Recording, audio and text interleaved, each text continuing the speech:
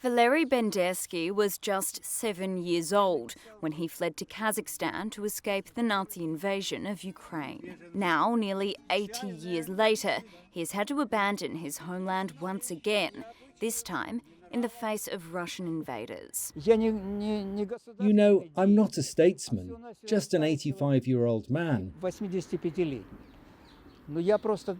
I believe if what had happened could repeat itself again, then life is not worth living.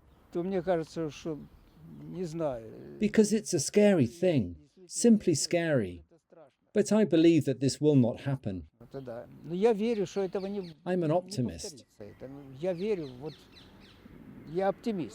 He's one of almost 300 Jewish Holocaust survivors from Ukraine who've been given refuge in Israel since Russia's invasion began. He had to get out of his home in Kharkiv in a hurry, with the city coming under repeated shelling. Just before the war, I talked with my brother over the phone. His name is Marat. And I said to him, there's something imminent. Something is approaching. Could it be that we'll be living through this once again in our life? They're not going to let us live the rest of our lives peacefully. And that's exactly what has happened. Becoming a refugee is especially hard for the elderly, who thought they would never have to confront war again. At 100 years old, Dova Govegoviz has seen more than most. She was in her 20s when she had to abandon home for the first time with her mother, taking shelter hundreds of miles to the east in Uzbekistan until World War II ended. But back then we knew that we had an enemy, Hitler.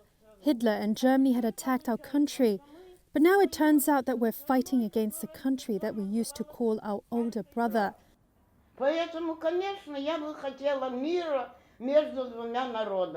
That's why, of course, I want peace between these two nations. The world history actually shows that wars have always been started by Tsars, kings. They had started it, but it was for ordinary people to fight and suffer. So I don't know. It seems to me that Putin needs to be brought to reason so that he could resign.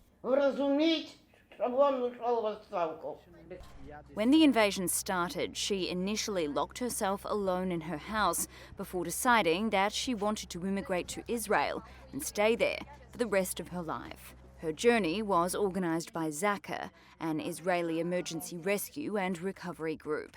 She's now safe in a care home north of Tel Aviv. Moscow calls its actions in Ukraine a special military operation.